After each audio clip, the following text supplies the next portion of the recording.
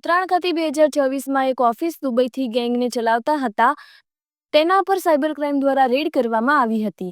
સુરત શહેરમાં 111 કરોડની cyber crime fraud કરતી ગેંગ વધુ એક આરોપીની ધરપકડ।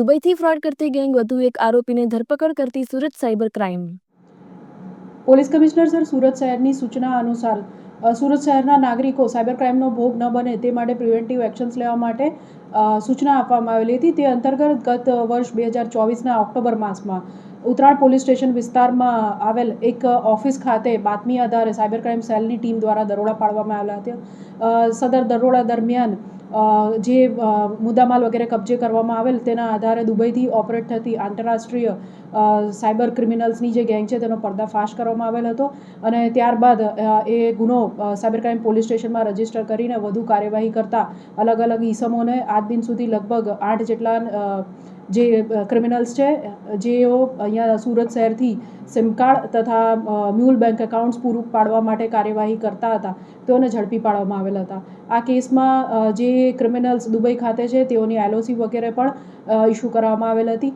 આ જ કેસ અંતર્ગત ગઈકાલે સાયબર ક્રાઇમ સેલની ટીમ દ્વારા આ ગુનામાં આના હત્યા ફરતા આરોપી ચંદ્રેશ દયાળભાઈ કાકડિયા જે પણ આ જે દુબઈથી ઓપરેટ થતી મિલંદરજી ગેંગ છે એનો એક મુખ્ય સભ્ય છે તેની ધરપકડ કરવામાં આવેલ છે।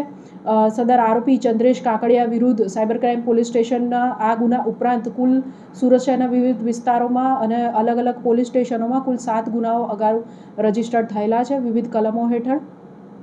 સાથે સાથે આનું મુખ્ય ભૂમિકા જોઈએ તો સુરત શહેરમાંથી વિવિધ mule accounts saving bank account પૂરા પાડવા માટે જે દુબઈ ખાતેની ગેંગ છે એના માટે તે કાર્યરત હતો। આ ઉપરાંત અગાઉ જ્યારે આ રેડ કરવામાં આવી અને ઘણા બધા આરોપીઓને જ્યારે અહીંથી પકડવામાં આવ્યા ત્યારે ગેંગનું કામમાં સરળતા રહે તે માટે આટલા ટાઈમથી આ નાસ્તો ફરતો આરોપી જે છે એ લોકો માટે પૈસા ઉપાડવાનું અને એકાઉન્ટ પૂરા પાડવાનું કાર્યવાહી કરતો પ્રાથમિક તપાસમાં જણાઈ આવ્યું છે। કેટલા ટ્રાન્ઝેક્શન અંદાજે કરવામાં આવ્યા છે? એની તપાસ હાલ ચાલુ છે પરંતુ જ્યારે જે સમય રેડ કરવામાં આવી હતી ત્યારે પ્રાઇમરી 111 કરોડના લગભગ ટ્રાન્ઝેક્શન તે વખતે ઓક્ટોબર મહિનામાં મળ્યા હતા। ત્યારબાદ તપાસ દરમિયાન હાલ લગભગ 119 કરોડથી પણ વધુના ટ્રાન્ઝેક્શનો ધ્યાને આવ્યા છે। આ ગુનામાં હજુ પણ બેંકોમાંથી ટ્રાન્ઝેક્શન અલગ અલગ બેંકોમાં ક્યાંથી શું કેવી રીતના પૈસા ઉપડ્યા છે એ બધી તપાસ હજુ ચાલુ છે। બેંકોનું જે ટ્રાન્ઝેક્શન છે ઘણી બધી બેંકોનું હજુ એનાલિસિસ વગેરે CAની જે નિમણૂક કરવામાં આવી છે CID ક્રાઇમની મંજૂરીથી એ હેઠળ ચાલુ છે।